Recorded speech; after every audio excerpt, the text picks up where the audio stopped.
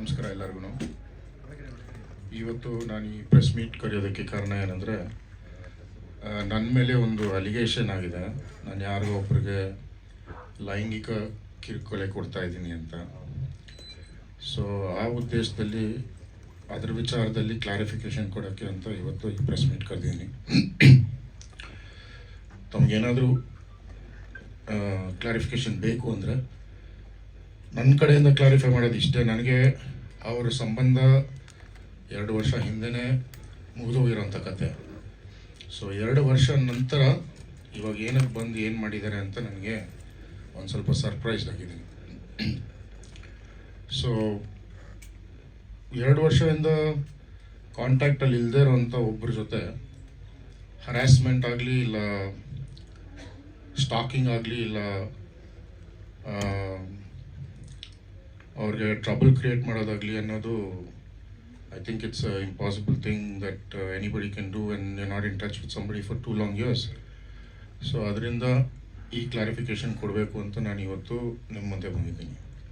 2 ವರ್ಷದಿಂದ ನಿಮ್ಮ ಸಂಪರ್ಕ ಇಲ್ಲ ಅಂದಮೇಲೆ ಈಗ ಅಧಿಕೃತವಾಗಿ ಈ ಥರ ಏನೋ ಆಪಾದನೆ ಅಂತ ನೀವು ಹೇಳ್ತಿದ್ದೀರಿ, ಇದು ಬರೋ ಕಾರಣ ಏನು ಅಂತ ನಿಮ್ಗೆ ಅನ್ಸುತ್ತೆ? ಅವ್ರು ಕೊಟ್ಟಿರೋ ಕಂಪ್ಲೇಂಟ್ ಪ್ರಕಾರ ಆಗಸ್ಟ್ ಮಂತಲ್ಲಿ ಅವ್ರ ಮನೆ ಓನರ್ಗೆ ಯಾರೋ ಲೆಟ್ರ್ ಬರೆದಿದ್ದಾರಂತೆ. ಆನಂತರ ಅವರ ಫ್ರೆಂಡ್ ಅಂತ ಏನು ಕ್ಲೇಮ್ ಮಾಡ್ತಾರೆ, ಅವ್ರ ವೈಫ್ಗೆ ಯಾರೋ ಏನೋ ಲೆಟ್ರ್ ಬರೆದಿದ್ದಾರಂತೆ.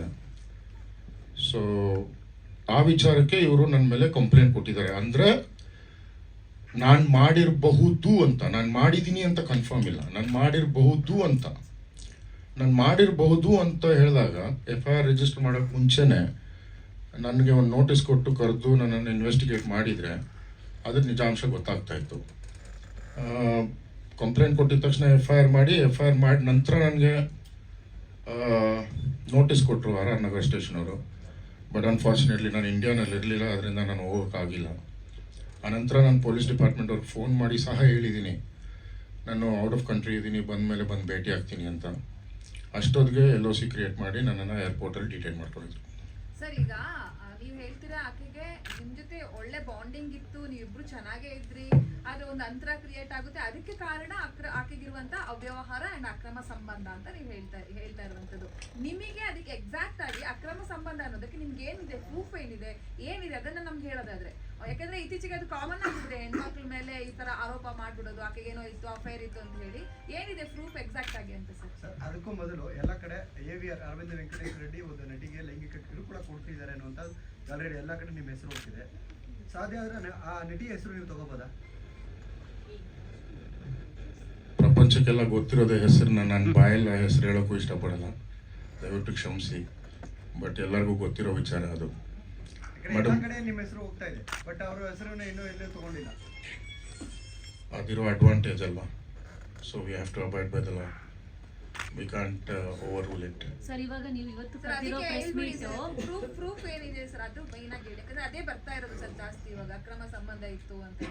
ಮೇಡಮ್, ಇದು ಒಂದ್ಸತಿ ಮಸಾಯಿ ಮಾರಾಗ ಹೋಗಿದ್ರು, ನನ್ನ ಜೊತೆ ರಿಲೇಷನ್ಶಿಪ್ಪಲ್ಲಿ ಇದ್ದಾಗಲೇ ಒಂದ್ಸತಿ ಮಸಾಯಿ ಮಾರಾಗ ಹೋಗಿದ್ರು. ಆನಂತರ ಬಂದು ತಿರ್ಗಾ ಇನ್ನೊಂದ್ಸತಿ ಮಸಾಯಿ ಮಾರಾಗ ಹೋಗ್ಬೇಕು ಅಂತ ಹೇಳಿದ್ರು, ತಿರ್ಗಾ ಒಂದ್ಸತಿ ಮಸಾಯಿ ಮಾರಾಗ ಹೋದ್ರು. ಆನಂತರ ಇವರಿಬ್ಬರದು ರೆಗ್ಯುಲರ್ ಫೋನ್ ಕಾಂಟ್ಯಾಕ್ಟ್ಸ್ ರೆಗ್ಯುಲರ್ ಆಗಿತ್ತು, ಯಾಕಂದರೆ ಫೋನಲ್ಲಿ ಗೊತ್ತಾಗ್ತಾ ಇತ್ತು. Because we will living together. It was not that I was living in a separate house and she was living in a separate house. So I could relate what was happening ಅಂತ. So 2-3 ಸತಿ ನಾನು question ಕೇಳಿದೆ, she ignored it. ಒಂದು ಸತಿ ನನಗೆ brother ಥರ ಅಂತ ಅಂದರು, ಇನ್ನೊಂದು ಸತಿ ಫಾದರ್ಲಿ ಫಿಗರ್, 55 years ಓಲ್ಡ್ ಮನುಷ್ಯ ಅಂತಂದಿದ್ರು.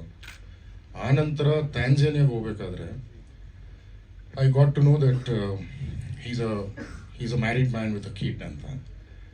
ಟ್ಯಾನ್ಜಾನಿಯಿಂದ ಬಂದ ಮೇಲೆ ಅವ್ರ ರೆಗ್ಯುಲರ್ ಫೋನ್ ಕಾಂಟ್ಯಾಕ್ಟ್ಸು, ಅವ್ರ ರೆಗ್ಯುಲರ್ ಫೋನ್ ಕಾನ್ವರ್ಸೇಷನ್ಸು ಓವರ್ ಹರ್ಡ್ ಮಾಡಿದಾಗ ಐ ಗಾಟ್ ದಿ ಸಸ್ಪಿಷನ್ ಬಂದಾಗ ಕೇಳಿದೆ.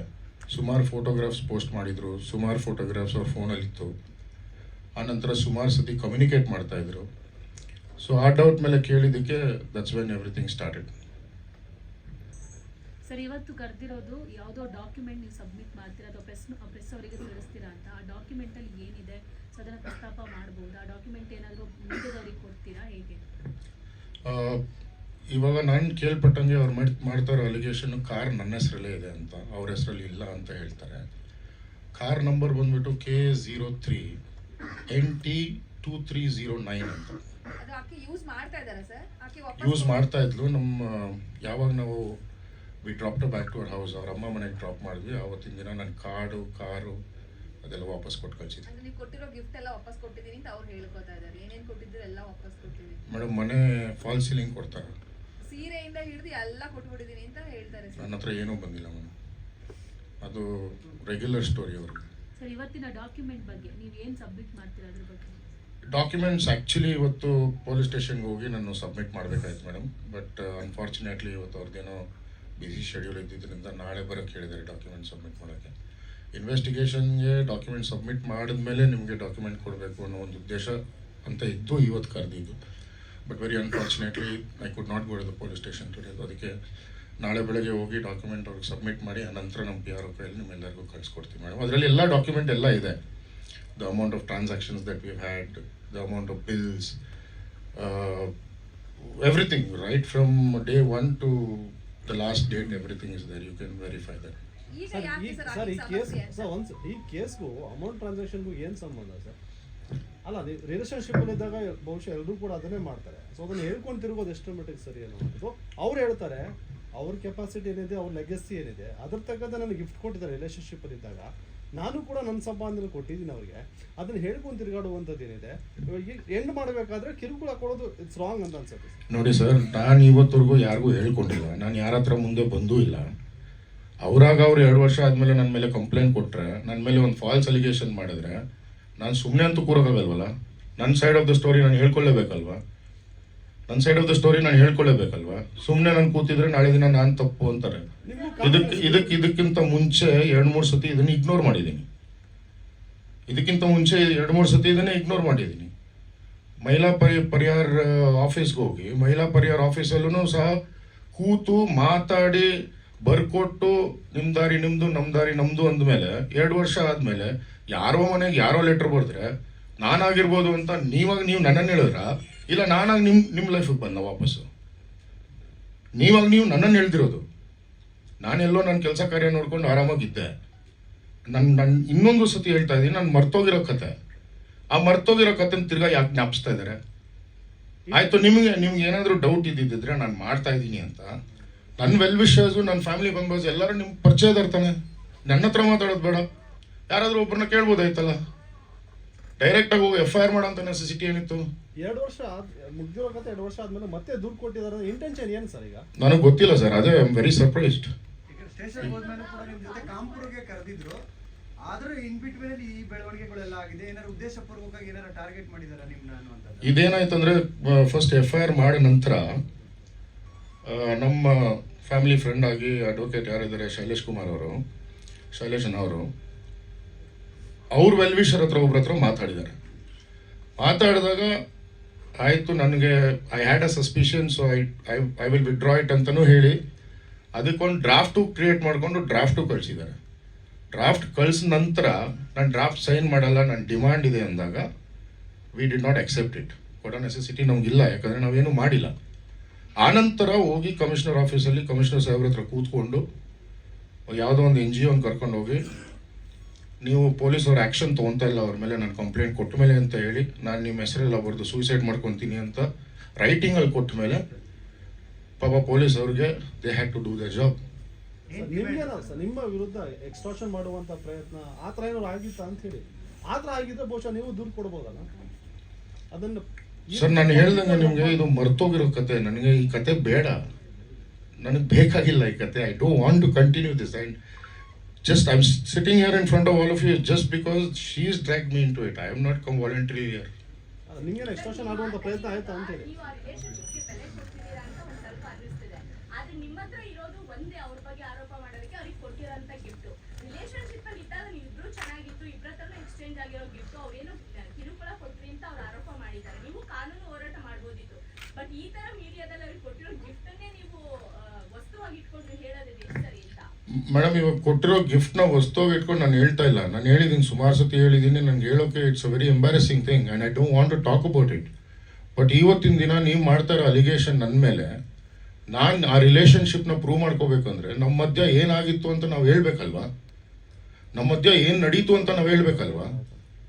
ಸೊ ಅದನ್ನ ನಾನು ಹೇಳ್ತಾ ಇರೋದು ತಪ್ಪು ಅಂತ ನಿಮ್ಗೆ ಅನ್ಸಿದ್ರೆ, like I said, it is an embarrassing situation for me too. I don't want to discuss about it. ನನಗೆ ಮಾತಾಡೋಕ್ಕೆ ಇಂಟ್ರೆಸ್ಟೂ ಇಲ್ಲ.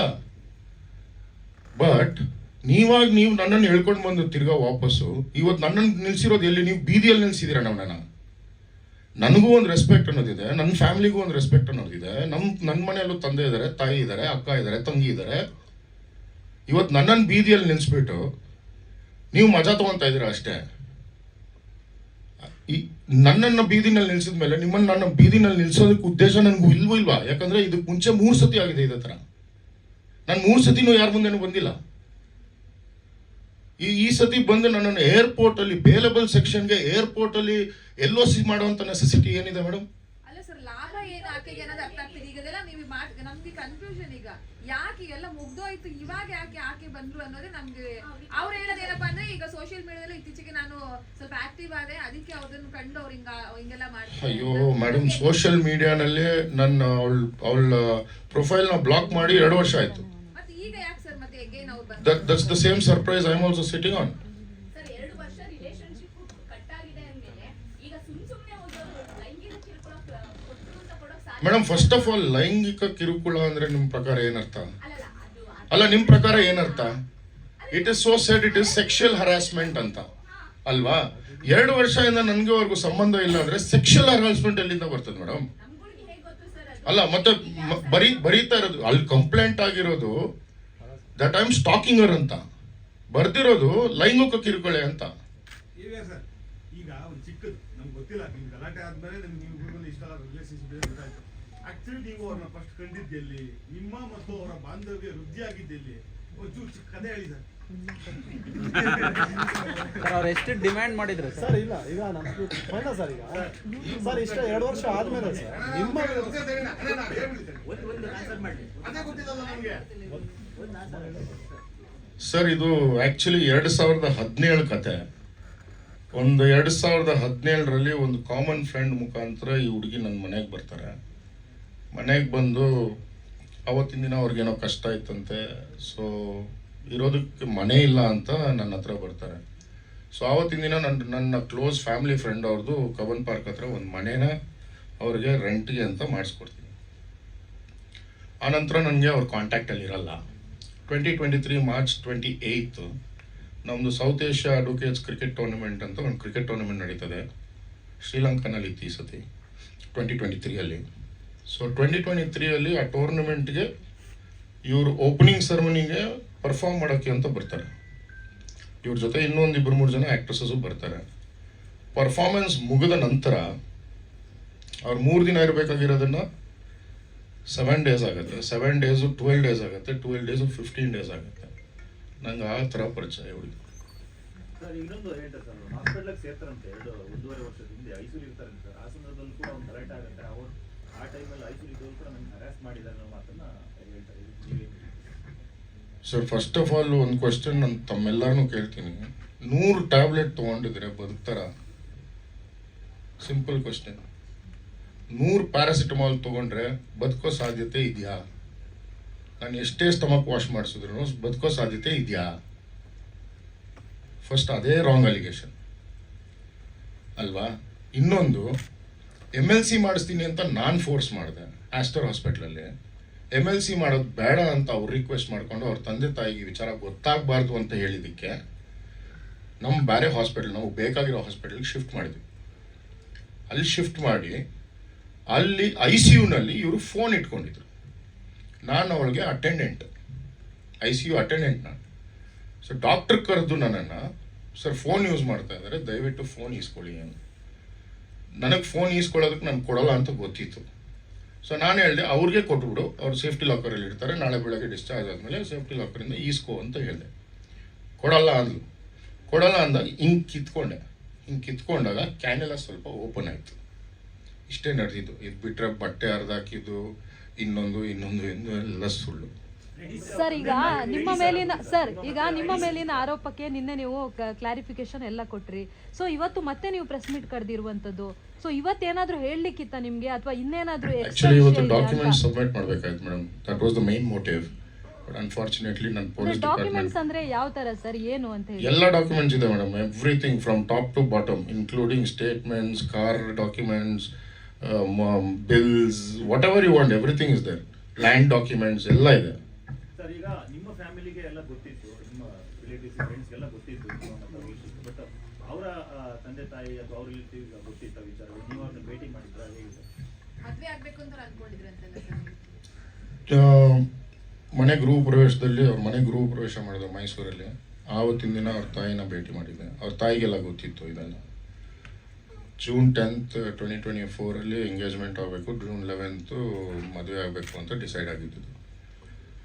ಅದಾದಮೇಲೆ ಇದೆಲ್ಲ ಆಗಿ ಏಪ್ರಿಲಲ್ಲಿ ಅವರು ಫೋನ್ಗಳೆಲ್ಲ ಸ್ವಿಚ್ ಆಫ್ ಮಾಡಿಕೊಂಡು ನಾನು ಏನು ಅಲಿಗೇಷನ್ ಮಾಡ್ತಾ ಇದ್ದೀನಿ ಅದೇ ಹುಡುಗನ ಜೊತೆ ಗೋವಾಲ್ ಕೂತಿದ್ರು. So that's when it all parted out.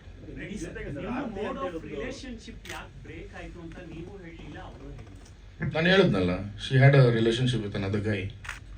She was double time. Sir ನಾವು ಒಂದು ಬಾಂಡ್ ಪೇಪರ್ ಮುಖಾಂತರ ಇತ್ಯರ್ಥ ಮಾಡ್ಕೊಳ್ಳೋಕೆ ಪ್ರಯತ್ನ ಪಟ್ವಿ. ಅಲ್ಲಿ ನಾನು ಒಂದಷ್ಟು ಡಿಮ್ಯಾಂಡ್ ಇತ್ತು, ಆ ಒಂದು ಕಾರಣದಿಂದ ನಾನು ಅದಕ್ಕೆ ಸೈನ್ ಹಾಕಿಲ್ಲ ಅಂತ ಅಂದ್ರಿ. ಆ ಡಿಮ್ಯಾಂಡ್ಗಳು ಏನು ಅಂತ ಹೇಳ್ಬೋದಾ? ಅದು ಹೇಳೋದು ಬೇಡ ಸರ್. ಅಲ್ಲ, ನೀವು ಇಟ್ ಲುಕ್ಸ್ ವೆರಿ ಚೀಪ್. ನೀವು ಸೈನ್ ಆಗಿಲ್ಲ ಅಂತಂದ್ರೆ ಸಮಥಿಂಗ್ ಅಲ್ಲಿ ಡೈವರ್ಟ್ ಆಗಿದೆ ಈ ಕೇಸು. ಹೌದು, ನಾನು ಸೈನ್ ಮಾಡಲ್ಲ, ಅವ್ರು ಸೈನ್ ಮಾಡಲ್ಲ ಅಂತ ಹೇಳಿದ್ರು. ಏನಿತ್ತು ಅಂತ ಸರ್ ಅಂತ? ಅವ್ರದ್ದೇನೋ ಡಿಮ್ಯಾಂಡ್ಸ್ ಇತ್ತು, ನಾನು ಕೊಡಲ್ಲ ಅಂತ ಹೇಳಿದೆ. ಸರ್ ನಿಮ್ಗೆ ಎಕ್ಸ್ಟ್ರಾಕ್ಷನ್ ಮಾಡುವಂಥ ಪ್ರಯತ್ನ ಏನಾದ್ರು ಆಯ್ತಾ ಸರ್ 2 ವರ್ಷದಲ್ಲಿ? ಹಾಗಿದ್ರೆ ನೀವು ದುಡ್ಡು ಕೊಡ್ಬೋದಿತ್ತಲ್ಲ ಸರ್? ಇಲ್ಲ, ನನಗೆ ಅವ್ರು ನನಗೆ ಯಾವತ್ತೂ ಕಾಂಟ್ಯಾಕ್ಟ್ ಮಾಡಿಲ್ಲ, ನಾನು ಅವ್ರಿಗೆ ಯಾವತ್ತೂ ಕಾಂಟ್ಯಾಕ್ಟ್ ಮಾಡಿಲ್ಲ. ಆ ಹುಡುಗಿ ಸಹ ಆವತ್ತಿನ ದಿನ ಮೊಬೈಲ್ ಆಫ್ ಮಾಡಿ ಹೋದ್ಮೇಲೆ ನಾನು I didn't try to get in touch with her, not do I have a number, I don't know anything about her whereabouts. Sir ಈಗ ಮತ್ತೊಬ್ಬ ನಟಿ ವಿರುದ್ಧನೂ ಕೂಡ ಅವರು ಅಲಿಗೇಷನ್ ಮಾಡ್ತಾ ಇರುವಂತದ್ದು, ಅಂದ್ರೆ ದೂರಲ್ಲಿ ಉಲ್ಲೇಖ ಮಾಡಿದ್ದಾರೆ. ಸೊ ಅವರ ಇನ್ವಾಲ್ವ್ಮೆಂಟ್ ಏನಿತ್ತು ಅಂತ ಸರ್? ನಿಮ್ಗೇನು ಅವ್ರು ಕ್ಲೋಸ್ ಇದ್ರಾ, ಪರಿಚಯ ಇದ್ರಾ, ಅಥವಾ ಫಾಲೋ ಮಾಡ್ಕೊಂಡು ಫೋಟೋ ತೆಗ್ದಿರೋದು ನಿಜಕ್ಕೂ ನಿಜಾನಾ ಏನು ಅಂತ ಹೇಳಿ? ಫೋಟೋ ಕಳಿಸ್ತಾ ಇದ್ರು ಅಂತ ಸುಳ್ಳು. She was one of our brand ambassadors in Raj cup 2024. ಅದು ಬಿಟ್ಟರೆ ನನಗೆ ಅವ್ರಿಗೆ ಅಷ್ಟೇ ಪರಿಚಯ. ಮತ್ತೆ ಯಾಕೆ ಸರ್ ಅವ್ರ ಹೆಸರು ಬಂತು ಅಂತ ಹೇಳಿ? ಅದನ್ನು ಅವ್ರನ್ನೇ ಕೇಳಬೇಕು. ಏರ್ಪೋರ್ಟ್ ಅಲ್ಲಿ ಮತ್ತೆ ಫ್ಲೈಟ್ ಅಲ್ಲಿ ಆಕೆ ಇರುವಂತಹ ಫೋಟೋಸ್ಗಳನ್ನ ನೀವು ತೆಗೆಸಿದ್ದೀರಾ ಅನ್ನುವಂತ ಅಲಿಗೇಷನ್ ಮಾಡ್ತಾರೆ ಸರ್. ಏರ್ಪೋರ್ಟ್ ಅಲ್ಲಿ ಫ್ಲೈಟ್ ಒಳಗಡೆ ನನಗೆ ಯಾರಾದರೂ ಪರಿಚಯ ಇರ್ತಾರ ಫೋಟೋ ತೆಗಿಯೋಕೆ? ಹೊರಗಡೆ ಏರ್ಪೋರ್ಟ್ ಹೆಂಗಾಗತ್ತೆ ಮೇಡಮ್? ಸೆಕ್ಯೂರಿಟಿ ದಾಟ್ಬಿಟ್ಟು ಹೋದ್ಮೇಲೆ ನನ್ನ ಹತ್ರ ಟಿಕೆಟ್ ಇಲ್ಲ ಅಂದರೆ ಒಳಗಡೆನೇ ಹೋಗೋಕ್ಕಾಗಲ್ಲ, ಬೋರ್ಡಿಂಗ್ ಪಾಸ್ ಇಲ್ಲ ಅಂದರೆ ಫ್ಲೈಟ್ ಒಳಗಡೆನೇ ಹೋಗೋಕ್ಕಾಗಲ್ಲ. So where the question of taking photographs? ಆಯಿತು, ಫೋಟೋಗ್ರಾಫ್ಸ್ ತೊಗೊಂಡಿದ್ರು, ವಿಡಿಯೋಸ್ ತೊಗೊಂಡಿದ್ರು, ಅದು ನಾವೇ ತೆಗ್ದಿದ್ದೀವಿ ಅಂತ ಏನು guarantee? You are living with a married man. I am sorry, I am making this allegation right now, it is truth. You are living with a married man. ಅವ್ರು ಹೆಂಡತಿ ಮಾಡಿಸಿರೋ ಅಂತ ಏನು ಗ್ಯಾರಂಟಿ? ಇಲ್ಲ ಅವ್ರು ವೆಲ್ ವಿಶರ್ಸ್ ಮಾಡಿಸಿರೋ ಅಂತ ಏನು guarantee? ಅದಕ್ಕೆ ನಾವೇ ಸಿಕ್ಕದ್ವಾ? ನಾವೇ ಮಾಡಿಸಿರ್ಬೇಕಾ? 1 ದಿನ ಫ್ರೆಂಡು ಮೇಡಮ್, 2 ದಿನ ಫ್ರೆಂಡು, 3ನೇ ದಿನ ಫ್ರೆಂಡು, 4ನೇ ದಿನ ಡೌಟು, 5ನೇ ದಿನ ಸಸ್ಪಿಷನು, 6ನೇ ದಿನ ಇನ್ವೆಸ್ಟಿಗೇಷನು, 7ನೇ ದಿನ ಕನ್ಕ್ಲೂಷನ್ನು. ಎಷ್ಟು ದಿನ ಅಂತ ಒಂದು ಎಕ್ಸ್ಟ್ರಾ ಮ್ಯಾರಿಟಲ್ ಅಫೇರ್ನ ಮುಚ್ಚಿಡೋಕ್ಕಾಗತ್ತೆ ನಾವು? How long can you keep it hidden? ಅದನ್ನು ನಾವೇ ತೆಗೆದ್ವಿ, ನಾವೇ ಮಾಡಿಸಿದ್ವಿ ಅಂತ ನೀವು ಸುಮ್ಮನೆ ನಮ್ಮ ಮೇಲೆ ಆರೋಪ ಹಾಕಿದ್ರೆ? ಇಷ್ಟೆಲ್ಲ ಆಗಿದೆ ಸರ್, ಅವರು ಕಾನೂನು ಮುಖಾಂತರ ಹೋರಾಟ ಮಾಡಿದ್ರೆ ಇಷ್ಟೆಲ್ಲ ನೀವು ಬೀದಿಗೆ ತಂದು ನಿಲ್ಲಿಸಿದ್ರೆ ಅಂತ ನೀವೇನಾದ್ರೂ ಇದಕ್ಕೆ ಕಾನೂನು ಮುಖಾಂತರ ಉತ್ತರ ಕೊಡ್ತೀರಾ ಅಥವಾ ಕಂಪ್ಲೇಂಟ್ ಕೊಡುವಂತ ಏನಾರ ಮಾಡ್ತೀರಾ? ಸರ್, ಕಂಪ್ಲೇಂಟ್ ಕೊಡಬೇಕಾಯ್ತು ಅಂದ್ರೆ 1000 ಕಂಪ್ಲೇಂಟ್ ಕೊಡ್ಬೋದಾಯ್ತು. ಸಿವಿಲ್ ಸೂಟ್ ಹಾಕಬೇಕು ಅಂದಿದ್ರೆ ಇಷ್ಟೊತ್ತಿಗೆ ರಿಕವರಿ ಸೂಟ್ಗಳು ಒಂದು 10 ಹಾಕ್ಬೋದಾಯ್ತು. 2 ವರ್ಷವರೆಗೂ ಕಾಯೋ ನೆಸೆಸಿಟಿ ನನಗೆ ಇರಲಿಲ್ಲ. 10 ರಿಕವರಿ ಸೂಟ್ ಹಾಕ್ಬೋದಾಯ್ತು. ನಾನು ಯಾವುದೇ ಥರ ಕಾನೂನು I didn't want to take any legal action is because I want to end it. ಆಗೋದೆಲ್ಲ ಒಳ್ಳೇದಕ್ಕೆ ಅಂತಾರೋ ಆ ಥರ ಜಸ್ಟ್ ಫಿನಿಶ್ ಆ್ಯಂಡ್ ಗಾನ್. ಈಗ ಮತ್ತೆ ಶುರು ಆಗಿದೆಯಲ್ಲ ಸರ್? ಈಗ ಮತ್ತೆ ಶುರು ಆಗಿದೆ, ಏನು ಮಾಡೋಣ? ಅದಕ್ಕೆ ಹೇಳಿದ್ ಬೀದಿಗೆ ತಂದು ನಿಲ್ಸವ್ರು ನಮ್ಮನ್ನ ಅಂತ. ಈಗೆಲ್ಲ ಹೋಗ್ತೀರಾ ಅಂತ ಸರ್? ಮುಂದೆ ಏನು ಸರ್? ಅವ್ರು ಏನು ಕೇಸ್ ಹಾಕಿದ್ರು ಅದನ್ನೇ ಲೀಗಲ್ ಆಗಿ ಫೈಟ್ ಮಾಡ್ತೀನಿ. ಭೇಟಿ ಏನಾದರೂ ಮತ್ತೆ ಅವ್ರಿಗೆ ಸರ್, ನಾನು ಆಕ್ಷನ್ ತೊಗೊಂಡ್ರೆ ಅವ್ರು ತಡೆಯೋಕ್ಕಾಗಲ್ಲ, ಯಾಕಂದ್ರೆ ಅಷ್ಟು ಪ್ರೂಫ್ ಇದೆ ನನ್ನ ಹತ್ರ. ನಾನು ತಡೆಯೋಕ್ಕಾಗಲ್ಲ, ನಿಜ ಹೇಳ್ತಾ ಇದ್ದೀನಿ. ಸರ್, ನೀವೀಗ ಹೆಂಗೋ ಬೀದಿಲಿ ನಿಂತಿದ್ದೀರಾ, ನಿಮ್ಗೊಂದು ಹೆಸರು ಇತ್ತು, ಇವಾಗ ಯಾಕೆ ನೀವು ಆಕ್ಷನ್ ತಗೊಳ್ಬಾರ್ದು ಅಂತ ಹೇಳಿ? ಮೇಡಮ್ ತೊಗೊಂಡು ಏನು ಮಾಡಲಿ? ಒಂದು ನಿಮಿಷ ಮೇಡಮ್, ತಮ್ಮ ಕ್ವಶನ್ಗೆ ಹೇಳ್ತೀನಿ. ಇವತ್ತು ಆ್ಯಕ್ಷನ್ ತೊಗೊತೀನಿ, ನಾಳೆ ಸಿವಿಲ್ ಸೂಟ್ ಹಾಕ್ತೀನಿ, ರಿಕವರಿ ಸೂಟ್ ಹಾಕ್ತೀನಿ, ಕೋರ್ಟ್ ಆರ್ಡರ್ ಆಗತ್ತೆ, ಕೊಡ್ತಾರಾ? ಕೊಡೋಕ್ಕಾಗತ್ತಾ? ಏನು ಸುಖ ಮೇಡಮ್? ಅವ್ರಿಗೆ ಬುದ್ಧಿ ಇಲ್ಲ ಅಂದರೆ ನಮಗೆ ಬುದ್ಧಿ ಇಲ್ದಿರ ಟೈಮ್ ವೇಸ್ಟ್ ಮಾಡ್ಕೊಂಡು ಕೂತ್ಕೋಬೇಕಷ್ಟೇ. ಸಿವಿಲ್ ಇಂಪ್ರೆಸನ್ಮೆಂಟ್ ಆಗತ್ತೆ ಅಷ್ಟೇ ಅವ್ರಿಗೆ. ಸರ್ ಇಲ್ಲಿವರೆಗೂ ತಾವು ಎಷ್ಟು ಖರ್ಚು ಮಾಡಿರ್ಬೋದು ಸರ್ ಈ ವಿಚಾರವಾಗಿ? ಅಂದರೆ ಸರ್ ಅರ್ಥ ಆಗಿಲ್ಲ, ಸಾರಿ. ಎಷ್ಟು ಹಣ ಖರ್ಚಾಗಿರ್ಬೋದು ಇಲ್ಲಿವರೆಗೂ ನಿಮ್ಮ ಇವರ ಒಡನಾಟದಿಂದ? ಒಂದು ಅಂದಾಜು ಒಂದು 2.5 crores ಆಗಿರ್ಬೋದು ಸರ್, ಪ್ರಾಪರ್ಟಿ ಕಾರ್ ಬಿಟ್ಟು. ಒಂದು 3.5-3.5 ಕೋಟಿ ಆಗಿರ್ಬೋದು. ಆ ವಸ್ತುಗಳು ಮತ್ತೆ ಕೊಟ್ಟಿರೋದು ಇವಾಗಲೂ ಅವ್ರ ಜೊತೆಗೆ ಇದೆಯಾ?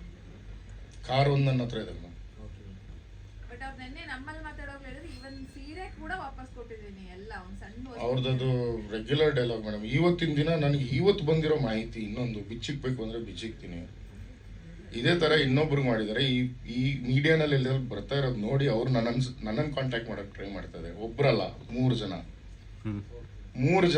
3 people have tried to contact me, but I am not entertaining because I don't need to. ನನ್ನ ಉದ್ದೇಶ ಇಲ್ಲ.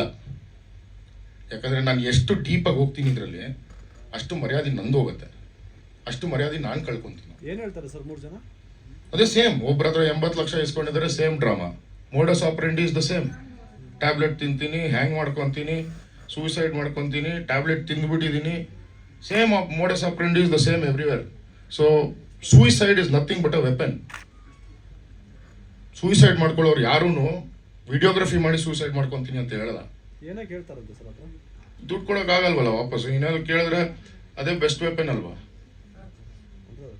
ದಟ್ಸ್ ದ ಬೆಸ್ಟ್ ವೆಪನ್ ಅಲ್ವಾ? ಸಿಂಪತಿ. ಸೂಯಿಸೈಡ್ ಮಾಡ್ಕೊತೀನಿ ಅಂದಿದ ತಕ್ಷಣ ಸಿಂಪತಿ. ಸರ್ ಒಂದು ನಿಮಿಷ, ನಿಮ್ಮ ವೀಕ್ನೆಸ್ ನೋಡಿ ಏನೋ ಟಾರ್ಚರ್ ಕೊಡ್ತಿದ್ದಾರೆ ಅಂತ ಅನ್ಸುತ್ತಾ ನಿಮಗೆ? ಸರ್ ನನ್ನ ಇಷ್ಟು ನೀವು ಮಾತು ಕೇಳಿದಾಗ ನಮ್ಗೆ ಅನಿಸ್ತಾ ಇರೋದು ಅದೊಂದು ತಲೆ. ಮೈಕ್ ಆಫ್ ಆಯ್ತು ನೋಡು. ನಿಮ್ಮ ವೀಕ್ನೆಸ್ ಅವ್ರಿಗೆ ಪ್ರೆಸ್ ಆಗ್ತಿದ್ಯಾ ಅಂತ? ಚೆಕ್ ನನ್ನ ವೀಕ್ನೆಸ್ ಏನಿದೆ ಸರ್?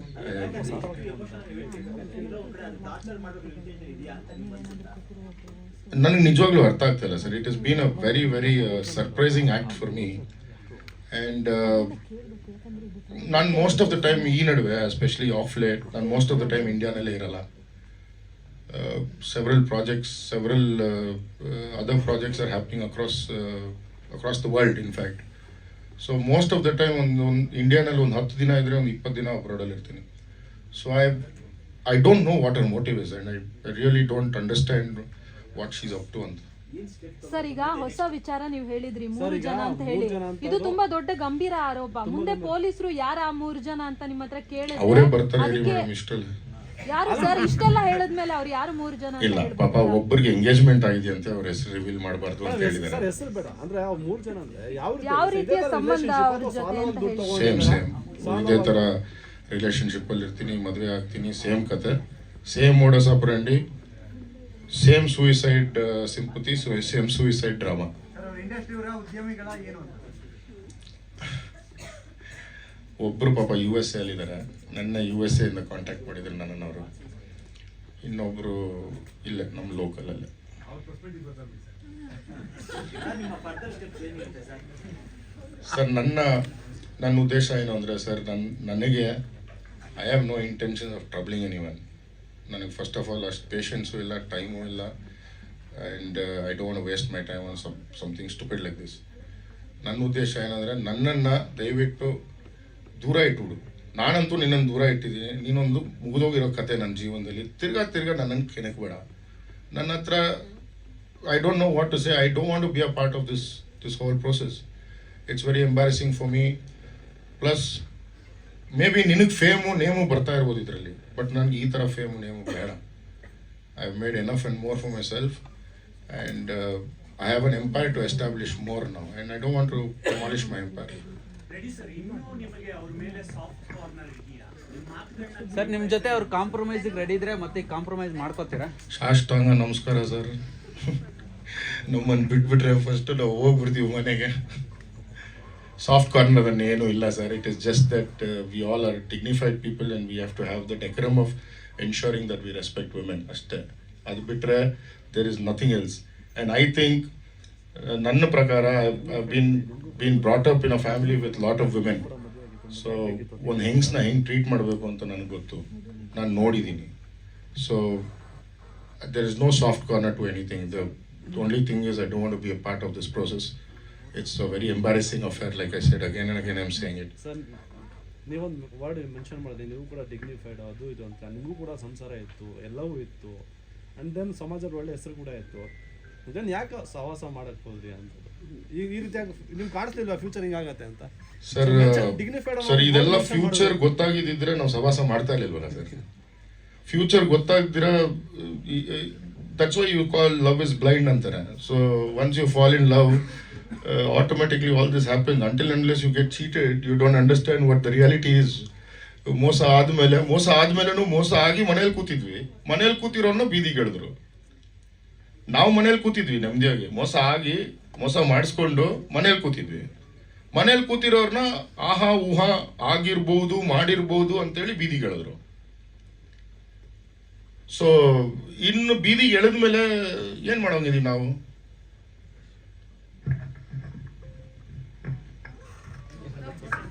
Thank you.